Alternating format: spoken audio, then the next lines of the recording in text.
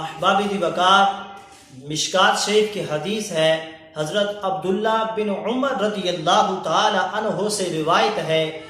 آپ فرماتے ہیں کہ رسول اللہ صلی اللہ علیہ وآلہ وسلم نے ارشاد فرمایا، میری امت پر ضرور ایک ایسا زمانہ آئے گا جیسا کہ بنی اسرائیل پر آیا تھا، بالکل ہو بہو ایک دوسرے کے مطابق، یہاں تک کہ بنی اسرائیل میں سے اگر کسی نے اپنی ماں کے ساتھ اعلانیہ بدفعلی کی ہوگی تو میری امت میں ضرور کوئی ایسا کرنے والا ہوگا۔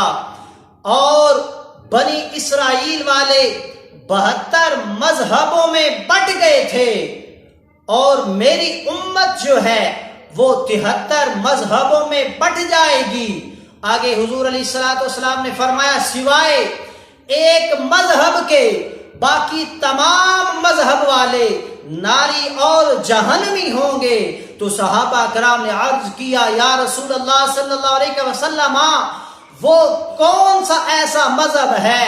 یا رسول اللہ ہمیں اس مذہب کی پہچان کروا دے تو میں قربان جاؤں۔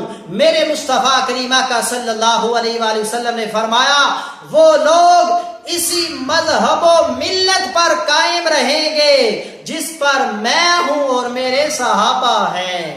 احباب دی وقار، آگے ایک حضرت عبداللہ بن مسعود رضی اللہ تعالی عنہ سے روایت ہے، فرماتے ہیں کہ رسول اللہ صلی اللہ علیہ وآلہ وسلم نے ہمیں سمجھانے کے لیے ایک سیدھی لکیر کھینچی اور فرمایا، یہ اللہ کا راستہ ہے۔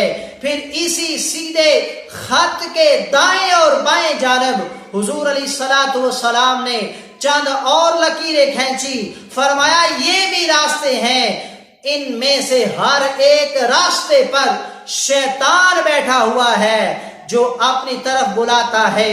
پھر حضور علیہ السلام نے یہ آیت تلاوت فرمائی، وَأَنَّ هَذَا صِرَاطِي مُسْتَقِيمًا فَاتَّبِعُوهُ وَلَا تَتَّبِعُوا السُّبُلَ فَتَفَرَّقَ بِكُمْ عَنْ سَبِيلِهِ، یعنی یہ میرا سیدھا راستہ ہے تو اسی پر چلو اور دوسری راہوں پر نہ چلو کہ وہ تمہیں اس سیدھی راہ سے جدا کر دیں گی۔